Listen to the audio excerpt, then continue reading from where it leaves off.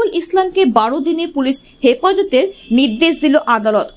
ISF কর্মী খুনের ঘটনায় গতকাল সন্ধ্যায় ভাঙড়ে প্রাক্তন বিধায়ক তথা বেতাজ বাদশাহ আরাবুল ইসলামকে গ্রেপ্তার করে পুলিশ পঞ্চায়েত ভোটের মনোনয়ন পর্বে এক আইএসএফ কর্মী খুনের ঘটনায় দীর্ঘ প্রায় 8 মাস পর গ্রেপ্তার করা হয় আরাবুল ইসলামকে।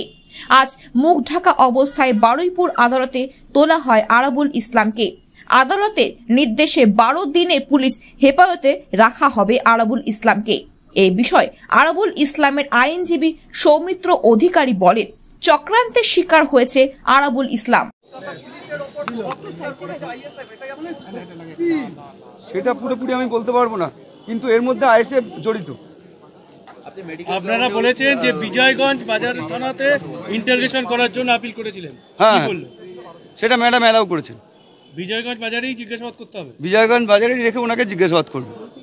সেটা কি অ্যালাউ করেছেন? সেটা অ্যালাউ করেছেন। আচ্ছা, 8 মাস পরে কেন আরাবুল ইসলামকে গ্রেফতার করা হলো এই ঘটনায়? এটা এই মামলায় আমার কাছে যেটা মনে হচ্ছে কোনো চক্রান্তের শিকার উনি। পলিটিক্যালি, যেহেতু উনি একজন পলিটিক্যাল লিডার, জনপ্রতিনিধি, কোনোরকমভাবে পলিটিক্যাল রাইভালিটির শিকার হয়েছে। সৌমিত্র অধিকারী। হ্যাঁ, সৌমিত্র অধিকারী।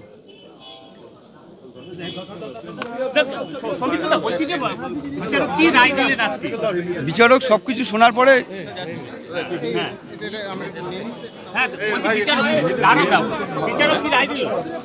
বিচারক রায় দিল। আজকে যেহেতু প্রসিকিউশনের 14 দিনের পিসি প্রেয়ার ছিল, পুলিশ কাস্টডি প্রেয়ার ছিল, সেটাকে 12 দিনের অ্যালাউ করেছেন। সেটা উনি আবার 21 তারিখ এই কোর্টে প্রোডাকশন হবে পিসি থেকে। কি কি গ্রাউন্ডে এই 14 দিনের পিসি চেয়েছিল? পুলিশ চেয়েছিল এখানে যেগুলো ওয়েপন্স ইউজ হয়েছিল এই ঘটনার ক্ষেত্রে সেটা রিকভারি, এবং যেসব কো-অ্যাকিউজড আছে তাদের অ্যারেস্টের জন্য। 8 মাস পরে কেন? সেটাই তো আমরাও জজ সাহেবের কাছে তুলে ধরলাম। যেহেতু আরাবুল ইসলাম আমাদের মক্কেল এই মামলা ঘটনার সঙ্গে জড়িত নন, ওই দিনকে উনি ভাঙড় ভিডিওতে উনি বসেছিলেন, ওনার প্রাণনাশের আশঙ্কা ছিল, কিন্তু তাকে এই মামলায় পলিটিক্যালিভাবে জড়িয়ে দিয়েছেন আইএসএফ সমর্থকরা। আপনার নাম? সৌমিত্র অধিকারী।